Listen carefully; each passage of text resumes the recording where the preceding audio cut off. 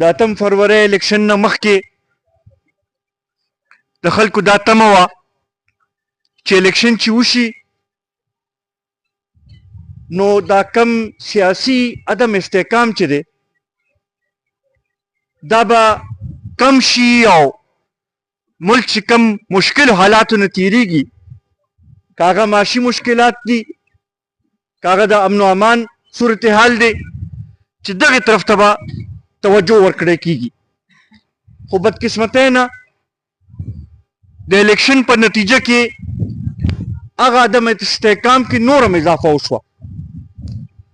دا 10 میاشتې مونږ دا کتل چې که مرکزي حکومت دی او که صوبایي حکومت دی چې هغوی څه کوي په دې 10 میاشتو کې مونږ دا ونه کتله چې د هغوی ترجیح چې دا هغه عوام دي او خلک دي که هغه مرکزي حکومت دی او که هغه صوبایي حکومت دی دواړه خپل سیاست کوي لګیا دي او چې کم مقصد لپاره دا ذمہوارۍ او حوالې شوي وي چې ملک ته مشکلو حالاتو نه وباسي عوام د مشکلو حالاتو نه وباسي هغې طرف ته توجه نشته مرکزي حکومت ته چې وګورو نو هغوی خو بار بار دا وایي چې یاره معاشي اشاریې ښه شوې او دا معاشي استحکام را روان دی خو زه ورته ستاسو په وضاحت ته ویل غواړم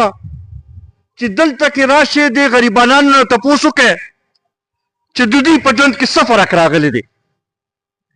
تاسو خو وایئ چې ګراني کمه شوه خو دلته کې چې هر یو کس نه تپوس وکئ نو اوس هم د هغوی په مشکلاتو کې اضافه کېږي لګیا ده او 2 وخته روټۍ د خپل بچو نه را پیدا کول چې دی دا یو ګران مشکل ترین کار ورته جوړ شوی دی بېروزګارۍ کې رز تر رزه اضافه کېږي لګیا ده روزګار نشته بیا دغه شانتې چې وګورو نو صوبایي حکومت چې دی په دې 10 میاشتو کې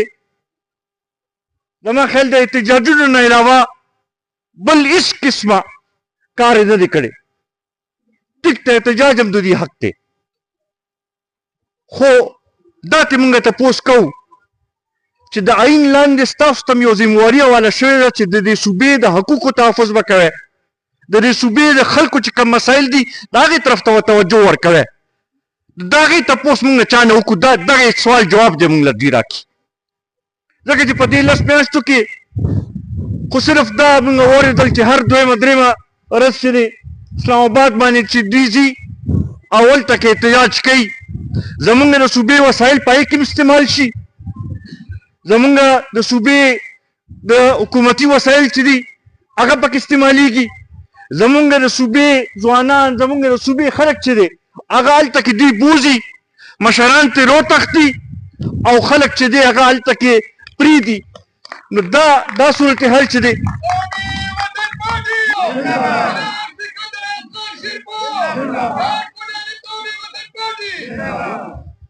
دا دې غریبانانو څه ګناه کړې ده بله ورځ زه د 63 ټولګي میټینګ کې ناست وم نو د ارچن څه مشران راغلل او راته ویل چې یاره زمونږ د کلي یو کس دی هغه ګاډۍ بوتلې ولته کې ډرایور ګاډۍ دغه شو نو ګاډۍ هم 2 میاشتو نه هلته کې ګیر دی او په خپل هم په جیل کې پروت دی دغې غریبانانو څه قصور دی دې باندې سوچ کولو ضرورت دی بیا به دا هم وګورو چې اوسه پورې به دې تحریک انصاف وی چې یاره مونږ ته موقع نه ده میلو شوې او مونږ ته چې موقع میلو شي نو مونږ سره هر څه تیار دي او مونږ دا ملک ته بهترۍ په لار روانول شو 11 کاله مسلسل زمونږ په صوبې کې د دوی حکومت پاتې شو زما خیال داسې موقع یوې پارټۍ ته هم نه ده میلو شوې که دې نه مخکې نورو پارټو ته یو موقع یا 2 موقع میلو شوي دي نو د هغې په منځ کې ډېره فاصله پاتې شوې ده مسلسل 11 کاله هیڅ چاته هم نه دي میلاو شوي. په دې 11 کاله کې تاسو زمونږ د صوبې نه څه جوړ کړل؟ د 11 کاله پس ته د صوبې قرضو کې چې دی 900% اضافه وشوه. میاشت اخر چې راشي نو دې ته زمونږ صوبې حکومت ناست دي چېرې دا تنخوا به د کوم ځای نه پوره کوو. ما پرون کتلو چې اوس هم لا داسې یو څو محکمې دي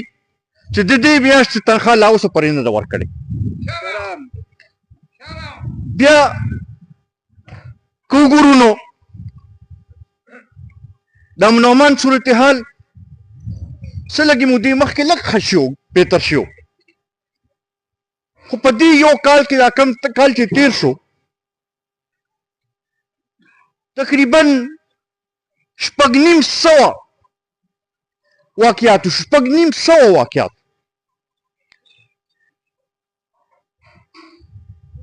دا تقریبا د ورځې 2 واقعات راځي. دا صورتحال کم ځای ته روان دی؟ د جنوبي اضلاع دا صورتحال دی چې زما خیال دی د مازدیګر نه پس ته هېڅوک د کور نه بهر نه روځي.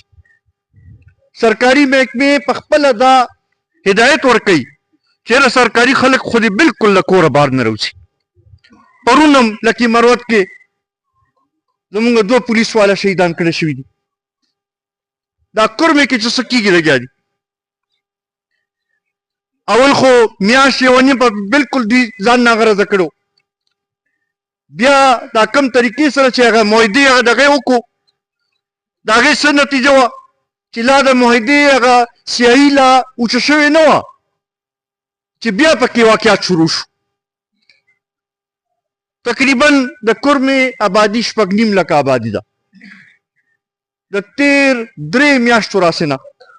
د هغوی رابطه د ټولې صوبې سره ټول ملک سره کټ شوې ده.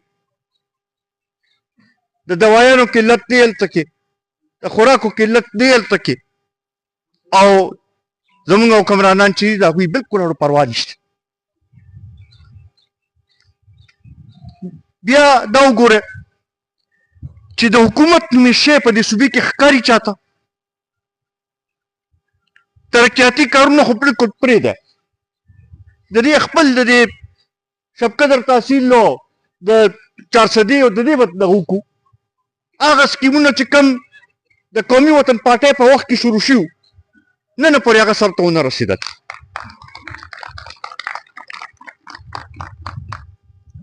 شمشاد د ګګر سکول جوړ شوی دی، هغې کې بچي سبق کوي. دا چې مونږ جوړ کړی دی همداسې خالي پروت دی، اوسه پورې لا دغه نه کېږي. روډونه داسې دي چې کوم باندې روډه اچولې شوې ده اوسه پورې لا کمپلیټ نه شو. د سیلاب نه بچاو په حوالې سره ډېر سکیمونه مونږ کړي، د هغې د وجې نه دا 2-3 سیلابونو نه دا علاقه بچ شو. خو اوس هغه کې که نور کار ونه شو نو زما خیال دی چې ډېر روان جون جولای کې وایي کې بیا ډېر نقصان بیا د هغې چانس دی. ګیس دې ضلعې ته او بیا خاص کر دې تحصیل ته مشر په وخت کې رادن نه شو او بیا د هغې نه پس ته هغه شانتې په هغې باندې کار نه دی شوی. ستاسو په وساطت دې ممبرانو صاحبانو نه تپوس کوو چې ستاسو څه ذمواري ده. راشئ دې خلکو له جواب ورکړئ چې تاسو څه وکړل، تاسو څه کومه ذمواري سرته رسولې ده. چا په اسمبلی کې دې لپاره اواز اوچت کړی دی، چا تللی دي او دې لپاره څه کوشش یې کړی دی. ذمواري خو د هغوی جوړېږي که نه؟ د دې دې موږ له جواب راکړي. آیا د دې ذمواري صرف همدا ده چې یاره بس خلکو ته وایي چې راځئ چې ځو اسلام آباد ته او هلته به احتجاج کوو؟ که نه څه بل څه ذمواري هم جوړېږي. عزتمندو دا 10 میاشتې مونږ ځکه غلي ناست یو چې مونږ چې موقع دوی ته میلاو شي. اوس نور خاموشه نشو پاتې کېدی. اوس به راپاسو د دې عوامو حق که دوی تپوس نه کوي مونږ به ترې تپوس کوو، مونږ به ورسره د دې حساب کتاب کوو. به د هغې لپاره لومړنی دا دی چې مونږ ځان تنظیمي طور باندې مضبوط کړو. زما خیال دی اوس په دې خبرې باندې هر څوک پوه شوي دي چې د دې پښتنو دا مسایل چې دي او د دې دا کومې ستونزې کومې کشالۍ چې دي دې نه که څوک دوی وباسلی شي نو هغه واحد ملي رهبر جناب آفتاب احمد خان شیرپو دی او ځکه د خلکو توجه هم هغې طرف ته ده.